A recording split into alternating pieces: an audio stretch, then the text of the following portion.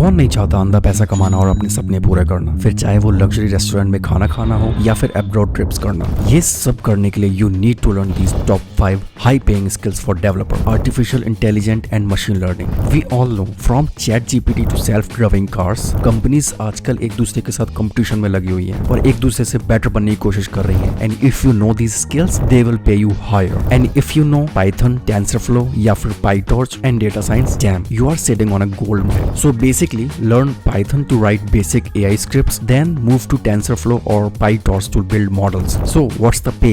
Well, entry-level AI developers in India are making starting from 10 lakh per year. Second है cloud computing. We all know our lives literally revolve around the cloud. Netflix streaming your favorite show से लेकर तुम्हारी Google Drive, जहाँ तुम अपने amazing moments को save रखते हो, and even gaming. And अगर तुम AWS, Google Cloud और Microsoft Azure जैसे tools को master कर लेते हो and get the good amount of knowledge, then my friend, companies will fight to hire you. और हाँ, serverless architecture और Kubernetes, अगर तुमने ये दोनों चीजें सीख ली, believe me, you will be unstoppable. And the best part, India में cloud architects are making above 15 lakhs per annum. अब बात करते हैं cyber security. Imagine this, $1 billion company which is hacked overnight. Data is leaked. Now, अब इस चीजों से कौन बचाएगा? A cyber security expert who stops the hacker and patches the system. And cyber security के लिए you should be learning Kali Linux, penetration testing and encryption जैसी चीजें which are crucial. The goal? Well, you will be stopping hackers by becoming a red hat या फिर white hat hackers,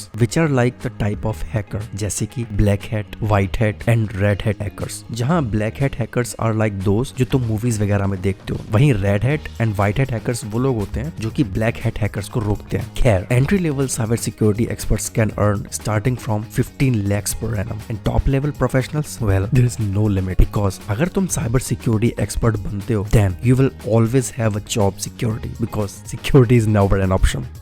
Blockchain isn't about the Bitcoin. In fact, Bitcoin is just the tip of iceberg. It's reshaping industries like healthcare, banking, and even logistics. If you can build smart contracts or work with Web3 technologies, you are ahead of the curve. Languages like Solidity and Rust are must-learns for this field. और आजकल के trend में Rust is becoming more and more popular.